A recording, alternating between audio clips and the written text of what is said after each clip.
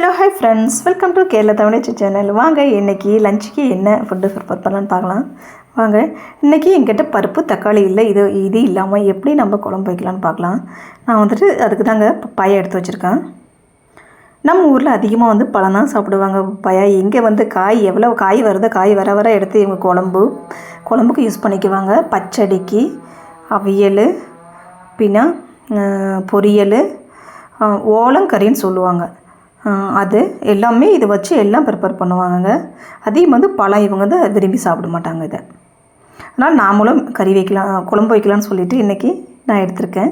வாங்க இப்படி வைக்கிறதோன்னு பார்க்கலாம். நான் இது கட் பண்ணி எடுத்துக்கிட்டுங்க. இது நம்ம ஹைப்ரேட்டு காய், அதாவது நம்ம வீடு கிரகப்பிரவேசனுக்கு உடுமலையிலேருந்து நம்ம குடும்ப நண்பர் வந்திருந்தார், அவங்க தான் கொண்டு வந்தாங்க. இது ரெட் பப்பாயா. நான் பொழுக்காத்து மணி இது காய் வைக்கிறதுக்கு குழம்பு வைக்கிறதுக்காக நான் எடுத்திருக்கேன்.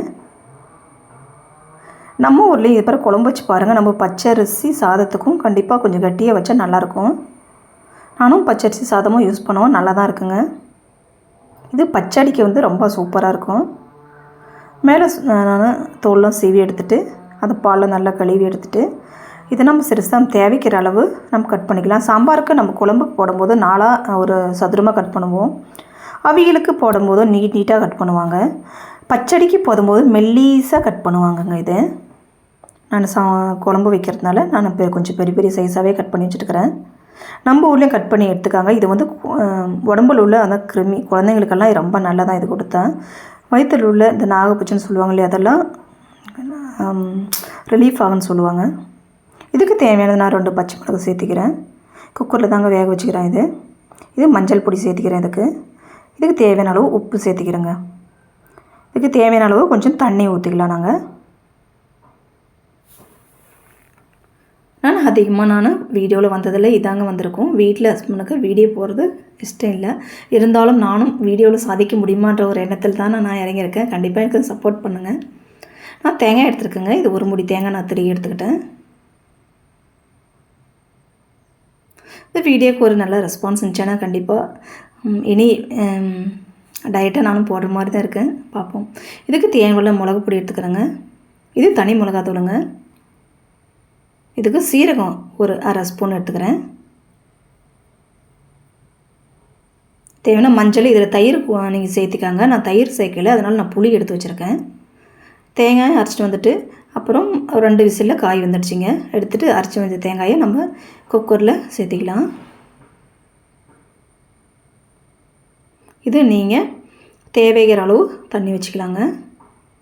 இது நம்ம புளி சேர்க்குறத விட தயிர் தாங்க இதுக்கு நல்ல டேஸ்ட்டை கொடுக்கும். எங்கிட்ட தயிர் இல்லை, அதனால் நான் புளி சேர்க்குறேன்.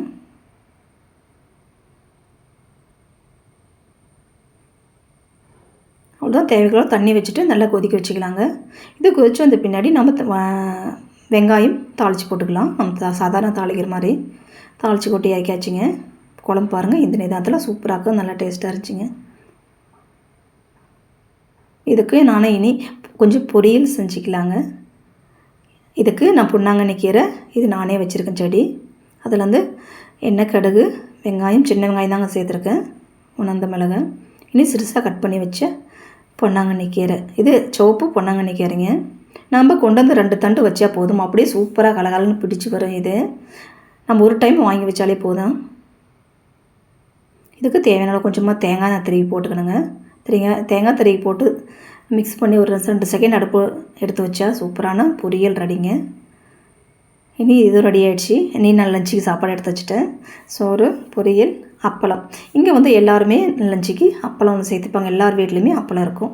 நாங்கள் கண்ணாடி கிளாஸில் தாங்க தண்ணி கொடுப்போம். இது தாங்க நமக்கு சேஃப்னு சொல்லுவாங்க, நல்லது. சாப்பிட்டாயிடுச்சிங்க. இனி நான் கொஞ்சம் வெயில் காயுது மதியம்.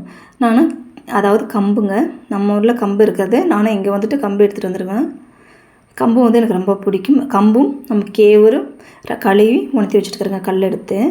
இதை நல்லா உணர்ந்த பின்னாடி நான் இதை வறுத்து பொடிச்சிட்டு வருவேங்க. நீங்கள் வறுத்து பொடிச்சு பாருங்கள், எந்த பொடியும் நல்லா டேஸ்ட்டாக இருக்கும். சாயங்காலம் பாப்பா ஸ்கூல் விட்டு வந்துட்டாங்க. அதுக்குள்ளே ப்ரூ காப்பி தான் வேணும்னா அப்புறம் மணல் இருக்கிற ப்ரூ காப்பி தாங்க இது. ப்ரூ பொடி 1 ஸ்பூன் போட்டால் நம்ம 3 பேருக்கு குடிக்கலாம்.